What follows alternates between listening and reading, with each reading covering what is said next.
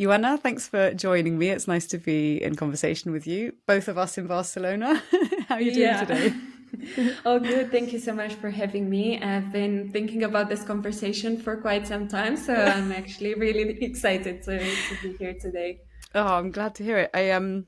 Yeah, I've been looking forward to this one, and I guess just kind of give a bit of context. So we first met at, I think it was actually at one of the Enter the Coronavirus Yes. events put on by Hector, one of our dear friends who is a comedian and poet, and and I was just blown away by your poetry. And I'm not like, I do enjoy poetry, but I'm not like massively a connoisseur of poetry. And it was just very moving. And I kind of figured, since we're talking about, in particular in this season of The Hive, what it means to be resilient, to adapt. And I think also there's a thread that's connecting throughout, which is around how do we respond to AI and increasing automation? What does it mean to be human in a digital age? Um, the elements that weave in the poetic, the artistic, the creative, I think are really important to include. And so um, I would love to kick off by asking you what I ask all my guests on the show, and then move into some of your story if you're up for it. And the Sure. question is, what do you think is going on in the global human psyche right now? I love this question. I feel it's so big and complex, and it can go into so many directions. And I think one of the things that I perceive is this connection from ourselves, from the other, from nature. I think everything that happened with the COVID situation left us more confused than we were during that. That time, and now I feel like everyone is trying to maybe find their place, ask more relevant questions, ask what is really true for me right now, why am I doing this. And I think these big questions that tackle identity, our place in the world, and so on, can also make us very confused. So I think these are the waves we're swimming in right now. It's funny, I've been thinking about this too, and the sense that it feels as though, at least to me, I don't know how everyone else feels about this, that there's kind of been a lack of closure. We kind of slipped out of a pandemic with everything else kicking off, and it's that kind of thing where maybe you're just catching your breath and there are other waves that are coming and hitting you in the face, and you're like, well, hang on, what's going on? How do we regroup almost? And so I'd like to ask you a little bit about your journey, like what poetry means for you, how you've come to be someone who's a poet and uses words to express yourself and to communicate. Uh, yeah, I'd love to start there. Sure. So I think I would like to start by saying it took me a very long time to call myself a poet. And I think probably I started doing that after I won my competition in slam. And before I was, well, I'm writing, even though inside myself I knew that writing has always been one of the biggest parts of who I am and how Mm. I live my life. So, speaking about identity, I thought that was just a very, yeah, very important moment of me to really claim, let's Mm. say, my status as a poet without sounding in any way like cocky or overly confident, because that can also be yeah, one direction. But I've been writing pretty much my entire life. I think the first poem I've ever written was when I was 10 years old. Oh, It was this very simple, plain language. The rain is falling, a flower is growing, or something along the lines of yeah, just describing nature. mm. And then I've been into short stories and tried to write novels as well. But then everything really started to take form, like a very big and beautiful form when I came here to Barcelona, which was Mm. in August 2021. And it was one of those magical moments, let's say, or synchronicities, because I was alone in my room asking myself, what would I like to do in this new big city full of opportunities? Mm. And I said, I would like to find some poets I could share my poems with. And I was searching on Meetup, found this poetry slam competition, and I organized by Makis, who in the Yeah. meantime became a very, very good friend of mine. And I messaged, hey, by any chance, is there any way I could participate? And he said, wow, Ioana, this is so strange, but literally today, earlier today, someone messaged me that they cannot perform. So the spot is yours. Amazing. And I was like, okay, let's see how this goes. And I always say I feel like it was a terrible, terrible performance because I forgot my lines. I think 2 or 3 times. I was shaking so badly, but the community who received me, I was absolutely mind blown how kind and Mm. supportive the people were. And from then I just stayed there and started to do more and more. And now it's really who I am. And I never Mm. thought 3 years ago that I would be doing this and sharing my art with people. And yeah, a friend of mine on Friday said, oh, I talked to someone and she told me about your performance and the fact that she cried listening to Mm. you. And that's just something I could have never, ever, ever imagined. That's amazing. And it's funny, isn't it? Because I mean, I don't want to make this sort of like well, maybe I do, a Barcelona love fest, but there is something about the communities here that interweave Mm, as well. Like the night that we mentioned earlier, the end of the coronavirus night.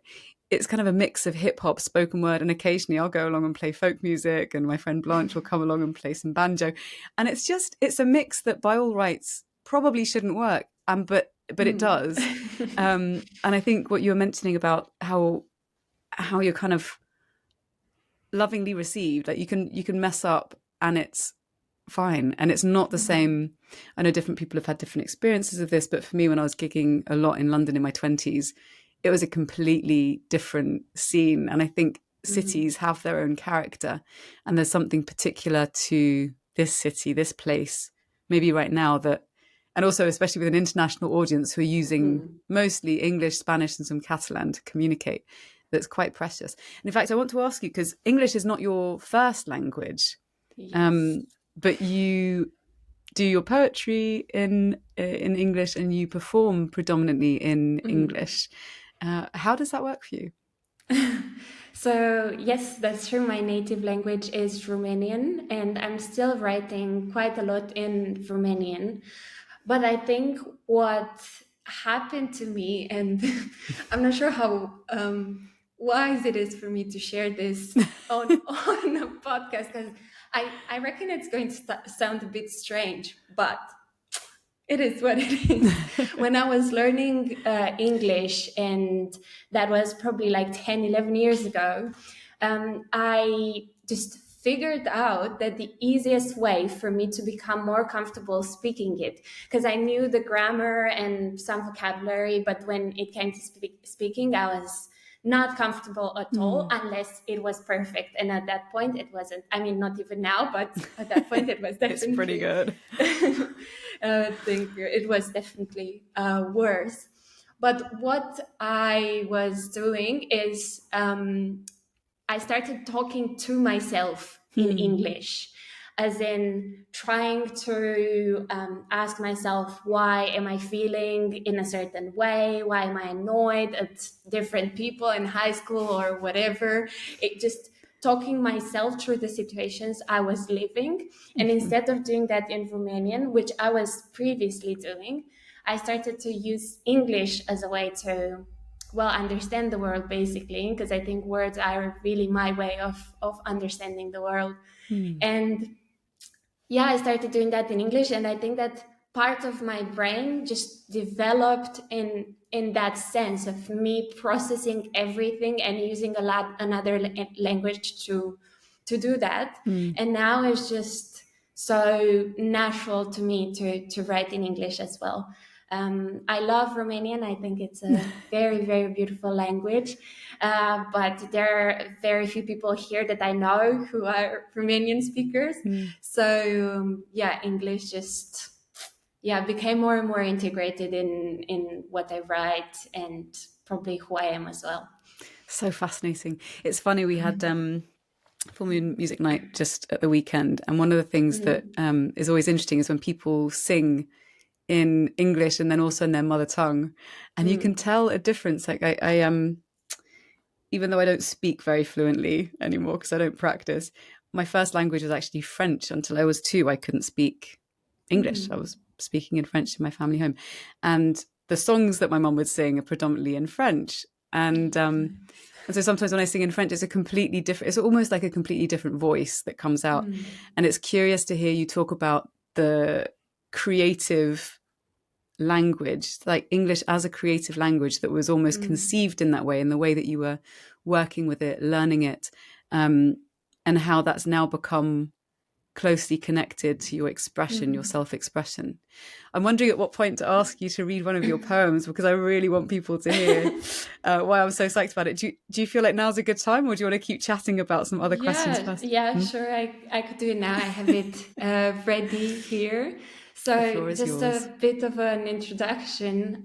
I don't generally rewrite the poems I perform. So, I just work a lot on them before, perform them a couple of times. And when I feel it's the time, I let them go. And this one, I just felt the theme is still super, super relevant, and I felt it should be rewritten. So it's the second version, the improved, I hope, version of the poem I wrote probably 1 year ago, more or less, and it just felt I felt the calling of going back to it and I did it for a bit. So I have it here just in case I forget. But this is how it goes. And what's the name of the poem? It doesn't really have a name. I don't generally title my poems. Mm. It's even more Yeah. intriguing. All right, I'll go on. But it's about mental health and how we relate to it, and just some things to consider, maybe. Okay.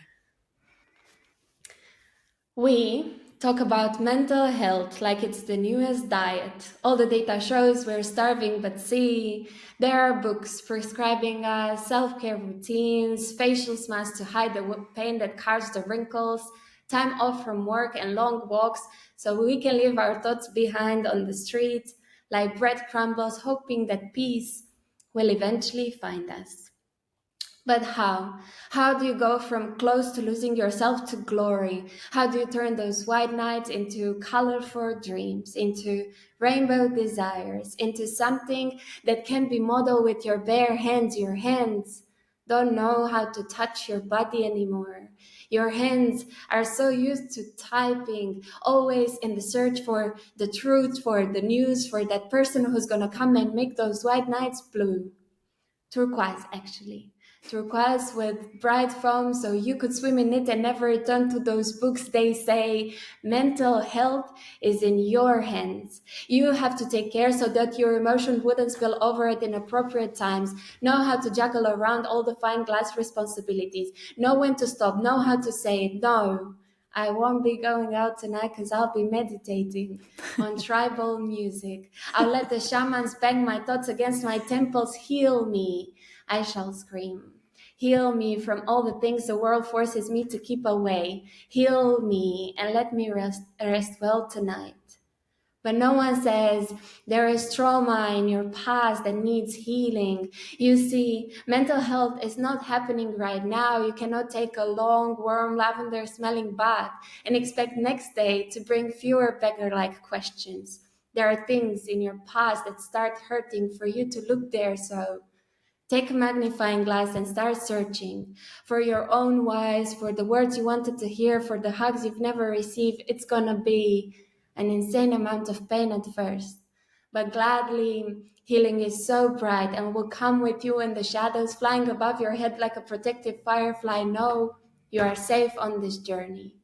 And mental health is not only yours, each has a slice of it. Like an apple pie with not enough sugar, we live together in this routine driven catastrophe, starving for love and peace and affection, and still we throw rocks at each other like they're candies, soul breaking candies. And words, oh, words, don't we love them? This apparent God given power to label people like we know for a fact who they are, what's their story, and the whole ingredient list of their hurting, our image of them like a broken canvas. Look, this is how I painted you. This is who you are. When in fact, we're not supposed to be holding anything in our hands when meeting someone else. They shall be empty, palms facing up. Peace. Bring peace and stop this war of words. You see, kindness is the missing ingredient in our diet, so rather than judging or seeing others as people who hurt us, start seeing them as people who heal. Because after all, we are here together just to heal. Thank you.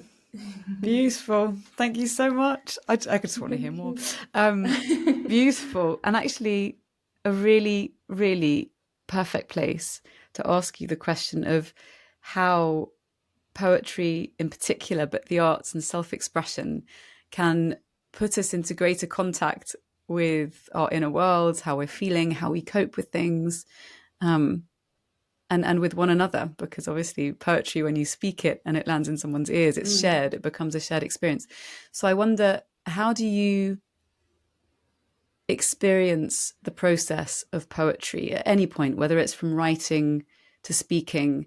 How does it help you to make sense of your internal and external worlds?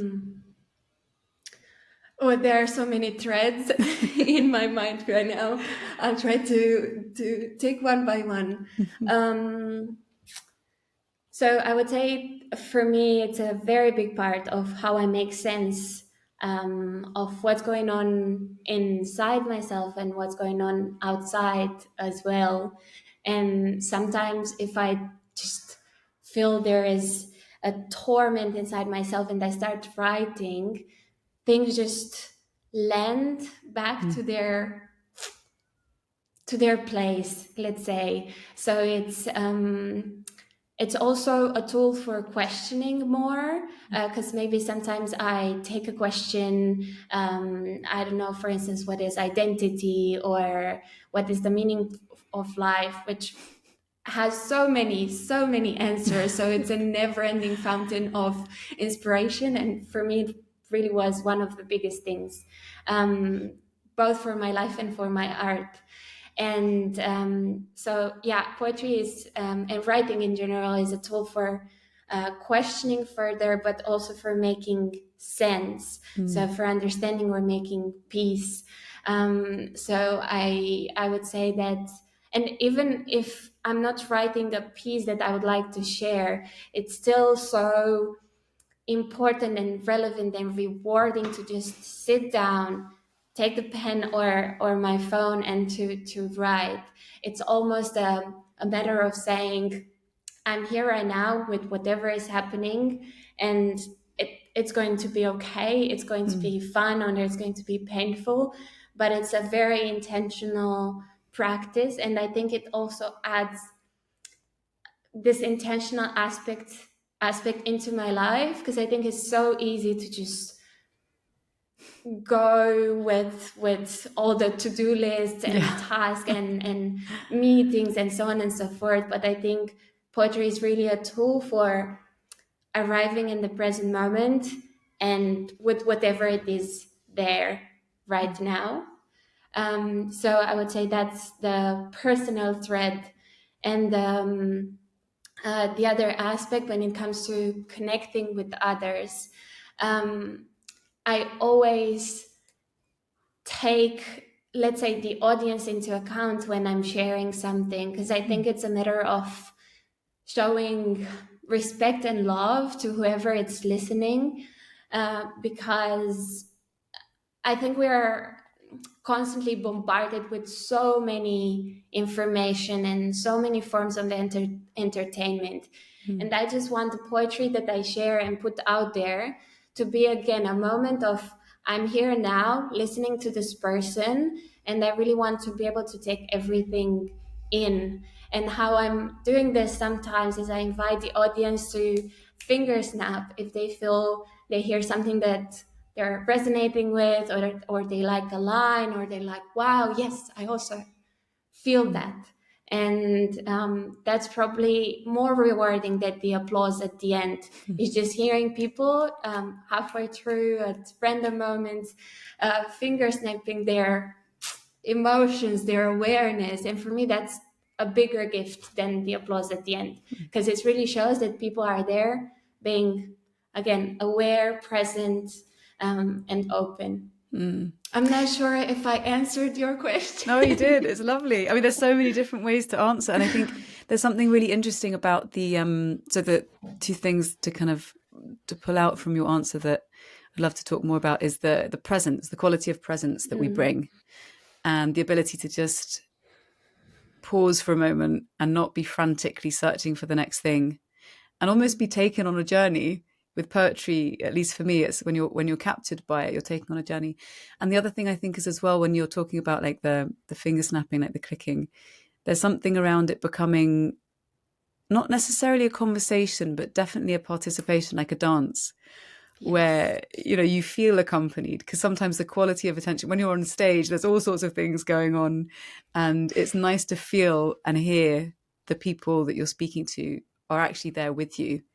um, and so I wonder, when it comes to things like creating, and this comes back to mental health again, but well-being, connection, Mm, digesting difficult times or changing circumstances, when it comes to sharing poetry, which is a dynamic where obviously you have the person who's written the poetry, they've created it and they're sharing it, and the people receiving it.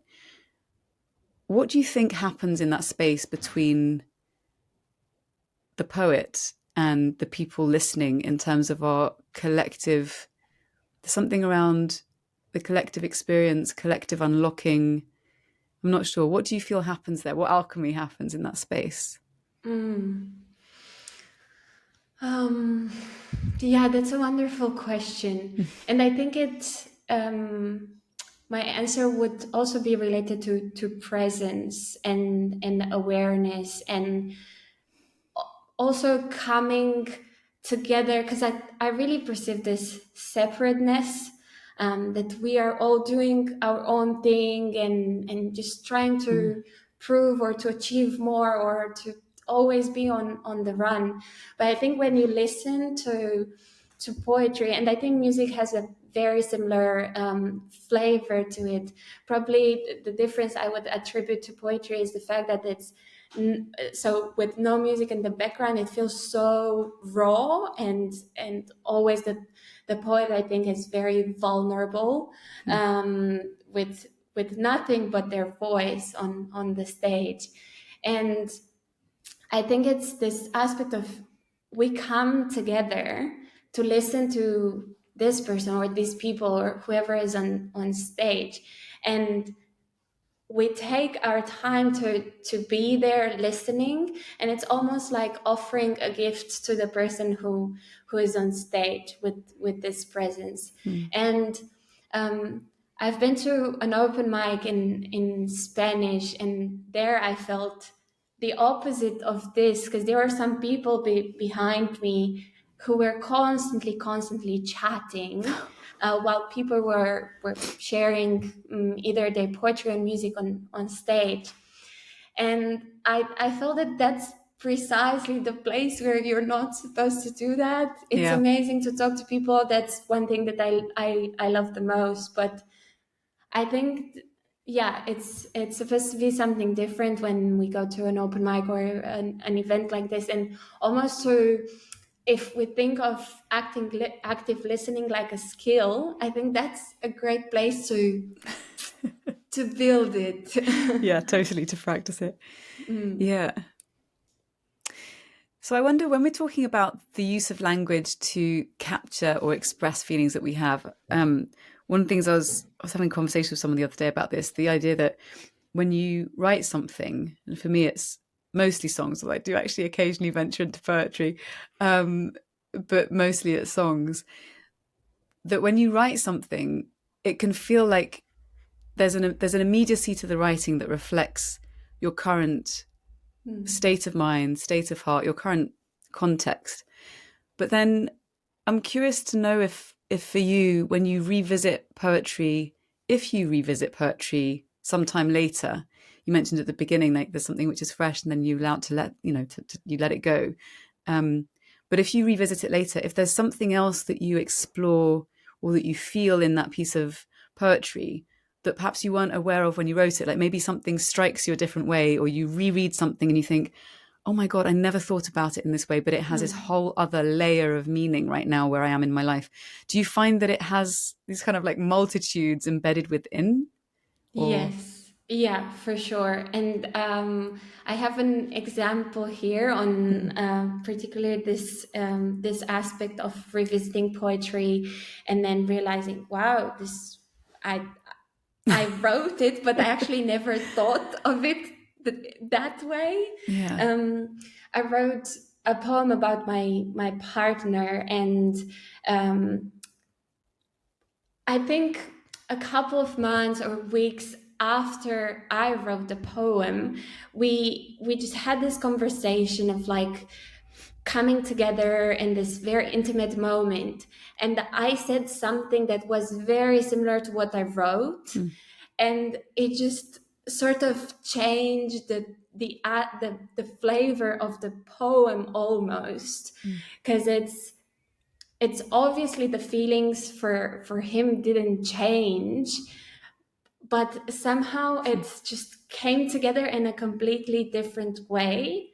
And I'm doing my best, I think, to honor whatever I'm writing, even though I'm not sharing everything and I rewrite many, many things. mm, But I think it's so beautiful that words can capture, maybe not completely always, but at least they're doing what they can to capture what we're feeling in the present moment. And I think it's wonderful to look back and see almost this journey of the self, if you yeah. may.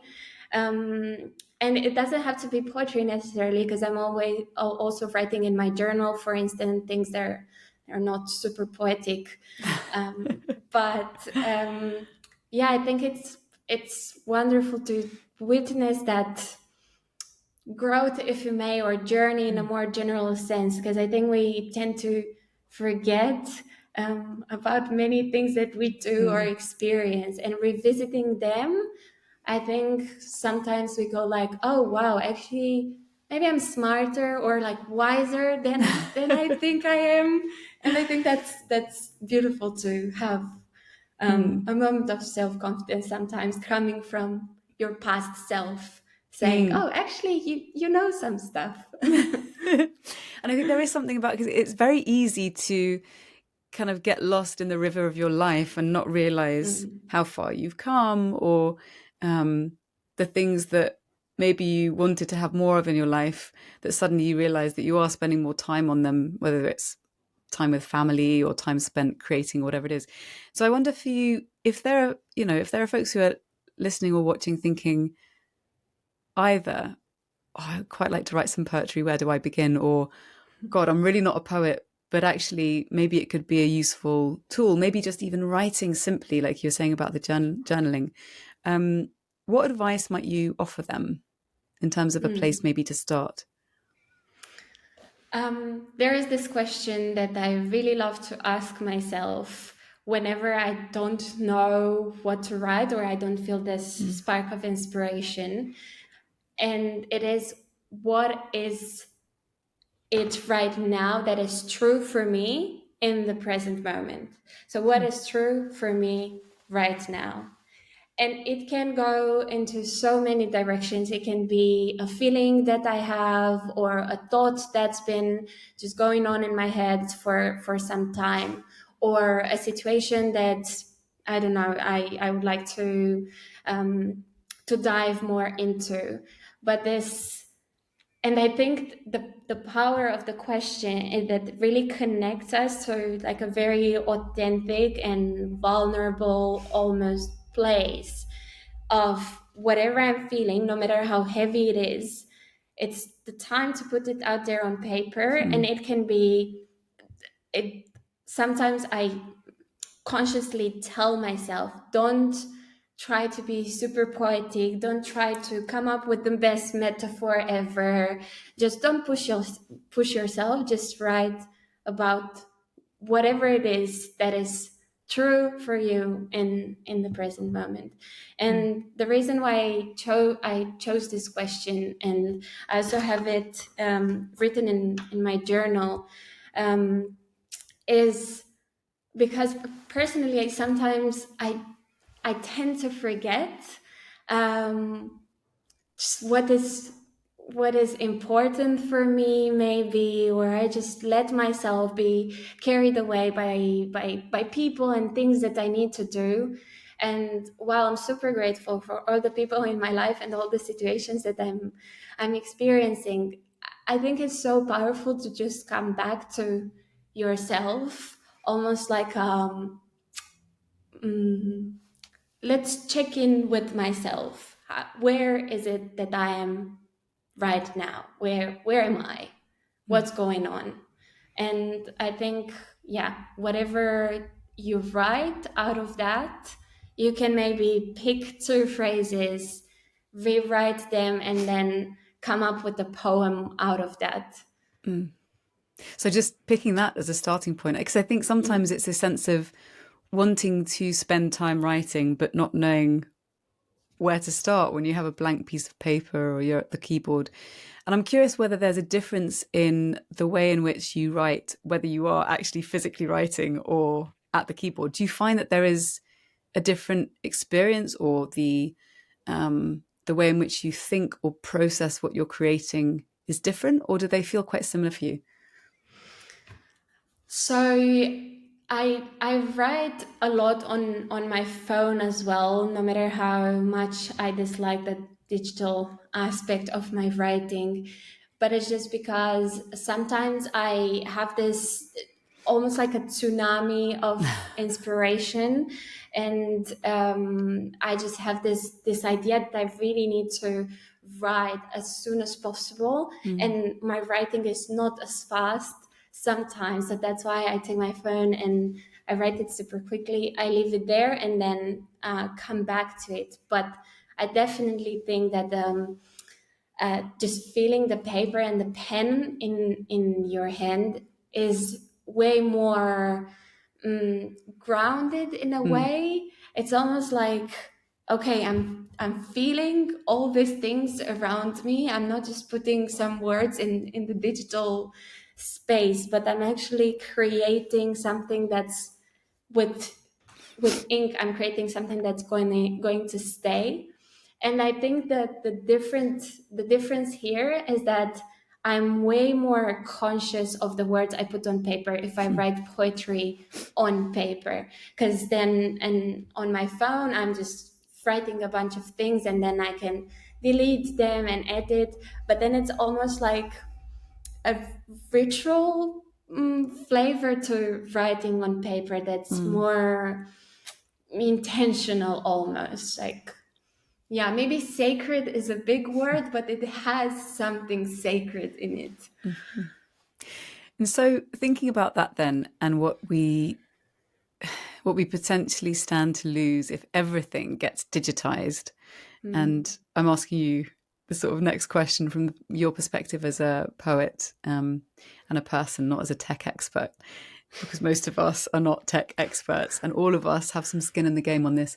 But how do Mm. you feel about the use of AI, generative AI, to create poetry, music, art, to potentially, well, we're already seeing it, so it's not even potentially, to displace the creative process and people who are engaged in that, who get paid for that.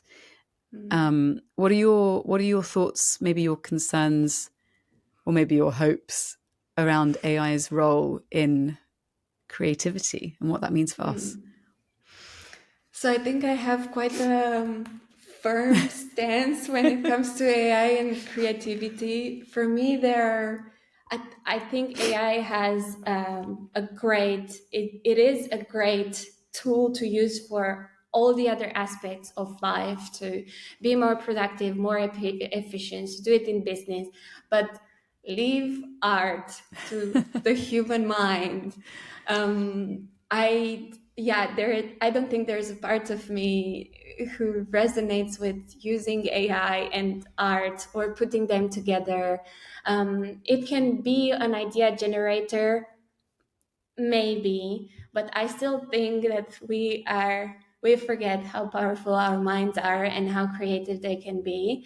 And I think if an artist chooses to use AI, it's almost like they become lazy with their art. And I don't think art is supposed to be like that. And I would love us to be very conscious with the use of it, especially when it comes to creativity. And I had a similar conversation the other day, and someone said that I don't remember exactly who did this, but basically they created a song, so both the melody and the lyrics, and they also recorded the song using AI.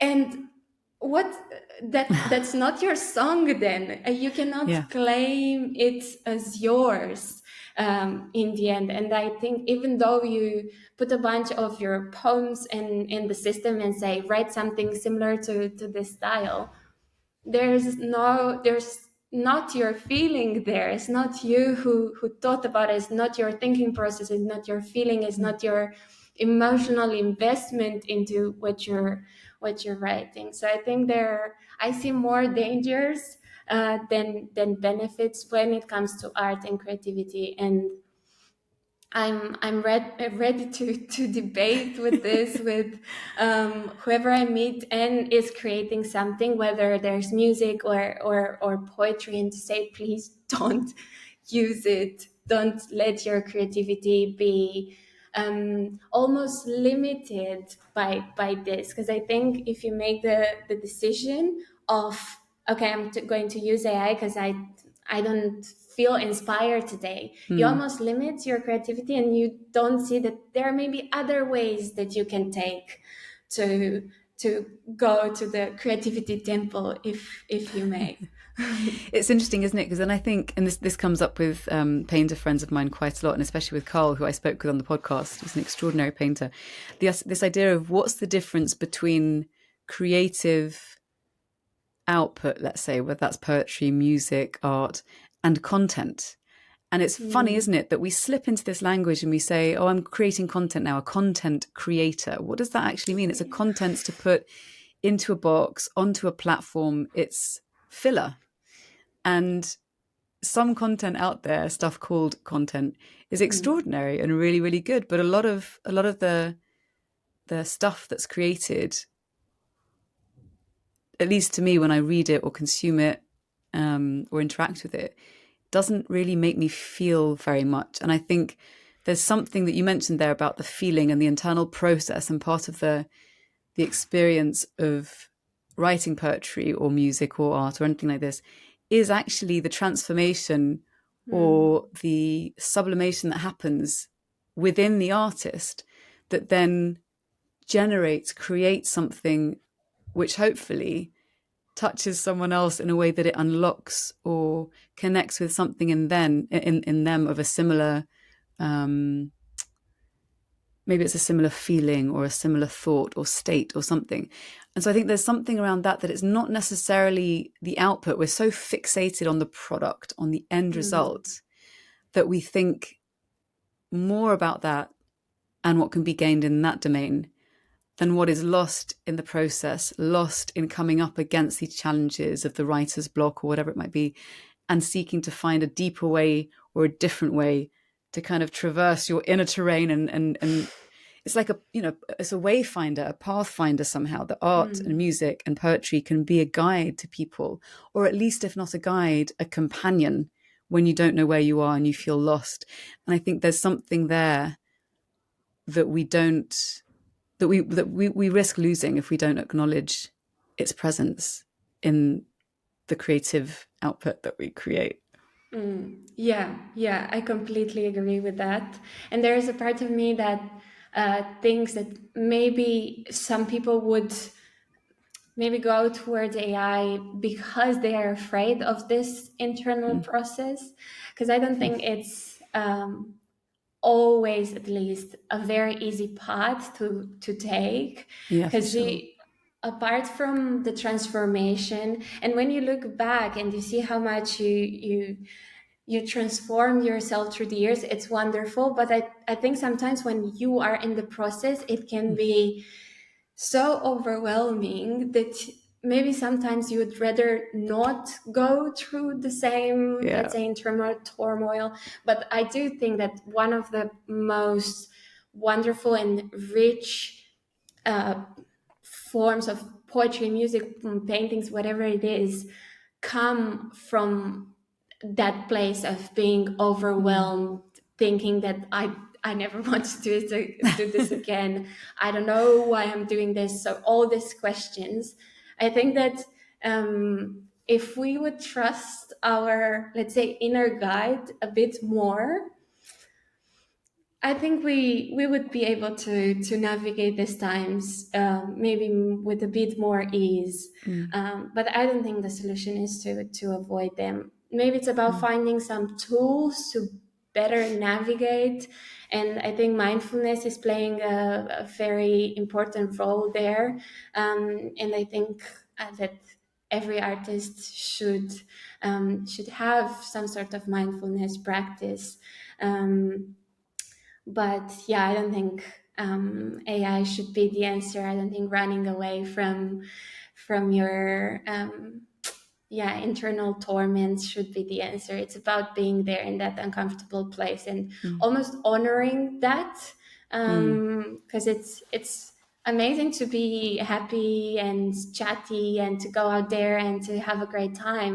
But I think, and maybe even more as artists, to have this entire spectrum of life where it's happy but also very challenging. I think Mm. it can that can be infused in our art and really reveal even more to of human nature and of our identity and so on. Mm.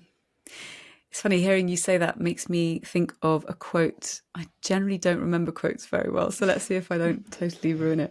But it's by Joseph Campbell, and it's something along the lines of, "The treasure you seek is in the cave you fear to enter." Mm. And it's so easy when you're not going through a hard time. And I catch myself doing this, being like, sharing things that you've experienced. Well, this works for me. This worked for me. And you're kind of it's like when you're it's like when you're in a nice cozy pub in the middle of winter and the fire is going and you've completely forgotten that it's shit weather outside and you were freezing Mm. and wet just half an hour ago. And I think there's this kind of, at least for me, it's this seductive place where I very easily somatically, emotionally forget what it's Mm. like to be in that turmoil. And I think sometimes that's also the purpose of poetry and music, and coming together to listen to other people who've created these doorways. It's like these portals into other worlds. Mm. So you can plug back in and remember, even when you're in a different space. So you don't have to wait until your heart is broken to crack open and feel. Yeah. Sometimes you just need to hear a really beautiful piece of music or whatever it might be. And at the same time, when you are in that place of fear or anxiety or turmoil, to have access to poems and music and Mm. films that can carry you, or that can bear your grief or bear your Mm. joy or whatever it is. Mm. Um, and so I wonder, what tools or practices, you mentioned mindfulness just a moment Mm. ago, which tools or practices have you found invaluable in your life that you think other folks should check out if they are so inclined. Yeah. So for me, a very, very big part is the of my human experience is the body, and I think we maybe tend to forget how important it is to tune into how we feel at a very physical sense. So yoga is, no matter how cliche that sounds, and I think either people are super tired of hearing about this as a practice, or maybe they don't think they're fit enough, but not necessarily fit as in not flexible enough or Mm, not calm enough. So it can be just being on the mat, laying on the floor, and just feeling your heart. That's it. It is so small and can be, oh, is this really a practice? yeah. But it's so powerful if you really take the time to feel your body and to be like, yes, I can feel more than what's in my head. So that's Mm, definitely one aspect. And then there's the breath work. So I've learned probably the hard way that an easy way to control my thoughts is if I learn to control my breath. mm, And I probably I'm not as consistent as I would like to be when it comes to both of these practices. But whenever I come back to them and try to be, I try to have a routine, and it's very tough for me because I'm not a routine person. But it really, yeah, it changed. They both of them they changed me, and I also think as an artist they made me more aware even to the world, so not only to myself but to the world, and to be maybe aware that there are other people going through a lot of pain. mm, If I am going through a lot of physical pain, maybe there are other people who are doing the same. And the poem that I shared, I think my favorite line is that kindness is the missing ingredient in our diet. mm, And I think that we forget that so easily, that it'd be so transformative both for us and the other person if we would choose kindness instead of arguing or trying to prove that we're right, and so on and so forth. So I think they're all very connected, but I would say that coming back to the body in one way or another, it can be dance, it can be even tapping, which is so easy and so accessible, but mm, just in a way of also saying to the body, I am here, aware at how you're feeling. I found that to be very powerful. mm. It's interesting as someone who uses words talking about the importance of recognizing the body, the embodiment. Mm. Um, yeah, I definitely find that I spend a lot of my time like up here and out front a little bit, and have to kind of sit back, and not just do that through food, but also movement. Yes. So I'm wondering, and maybe this is partly connected to the answer that you've just given, or to the question that I just asked, but I am interested to hear your take on this. How do you orient yourself towards life and perhaps beauty and poetry when things are Mm. tough? Mm. So beautiful. So I think the past few months are a very good example, and it's still very recent. So I think I can give a very very personal answer. I've been experiencing chronic pain in different degrees since the beginning of the year, and thankfully it's way better now. But it's been quite a tough journey, Mm, and at some point, probably 3 or 4 months ago, I wrote a poem thinking that if I acknowledge the pain and if I honor it through a poem, it's going to go away because nothing else worked. So I wow. thought maybe poetry is going to help with that. Mm, And maybe it was an easy way out, because then the pain didn't go away, it became more intense. wow. And I thought that, okay, it's maybe an opportunity to just sit with the pain and stop running away through social media or through going out and having a drink, but just being maybe in a meditation or just laying down and feeling the pain. And I wrote another poem 2 or 3 weeks ago, super different, way more complex in that sense. And the poem is my attempt to understand what pain tried to teach me during all these months. And I found so many things that sort of brought me wisdom. And I think, again, they're very interconnected, that the body and the mind that is writing. And in this process, both of them came together. Maybe the bodily awareness wasn't the best one in terms of what you would like to experience.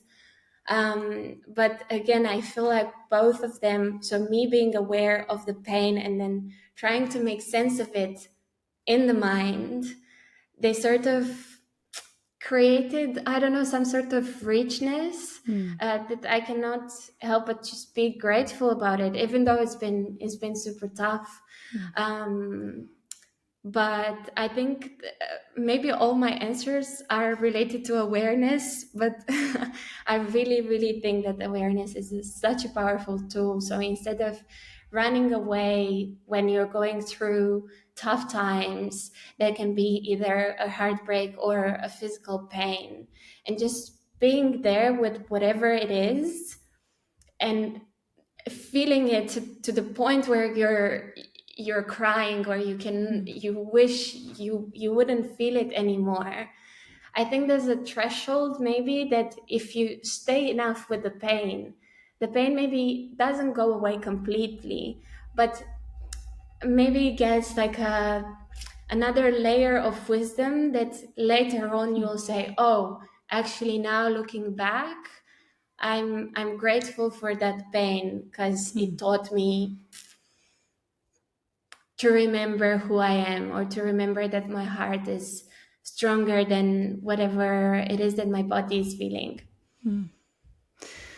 Beautiful. Isn't it funny? We spend so much time trying to escape discomfort. I certainly do. I like to be the right temperature. We've got air conditioning when we get too hot, or, pills when you get too uncomfortable. And it's amazing to have these things. But I wonder if we kind of turn all of that off earlier than we need to sometimes. So before we move to the kind of 10-minute extra round, I'd like to ask you a closing section for this one, a closing question for this one. And that's, if people want to learn more about your poetry, where are the best places to find you? I literally talked, I think, like 2 hours ago about this.